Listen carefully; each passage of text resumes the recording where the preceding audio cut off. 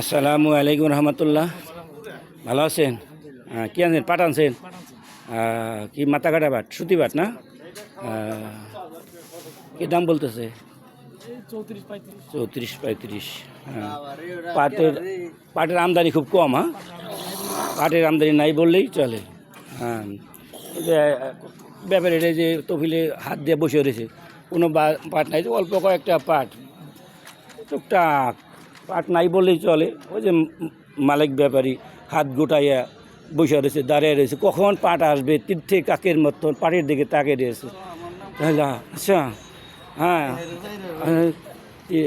এই যে ব্যাপারীরা প্যান্টের পকেটে হাত দিয়ে ব্যাপারীরা বসে রয়েছে, পাট নাই, কখন পাট আসবে সেই অপেক্ষায়। পাটের বাজার বাড়তে বাড়তে বাড়তে বাড়তে 2200 টাকার পাট 3400 টাকা হয়ে গেছে। পাটের বাজার নাই বললেই চলে। হ্যাঁ, কি খবর? কি পাট কিনছেন? সিটকাট। হ্যাঁ, সুতি পাট। আচ্ছা, কত কিনছেন?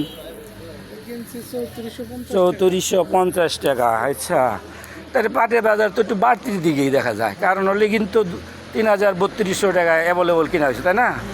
তাহলে এই পাট নাই, কতটুকু মনে হবে? 1-1.5 মণ পাট মনে হবে।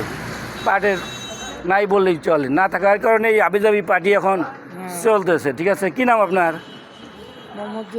এই যে মোহাম্মদ জুলহাস ব্যাপারী। হ্যাঁ, অনেক ভালো ছেলে, পাটের ব্যবসা করে, সরিষার ব্যবসা করে, কিন্তু পাট নাই বলে এই যে চুপচাপ বসে রয়েছে। রাত 3টা থেকে বেচা কিনে হয় আমাদের কাটিগ্রাম বাজারে। হ্যাঁ, কাটিগ্রাম বাজার, মানিকগঞ্জ সদর। 3রা ডিসেম্বর 2025।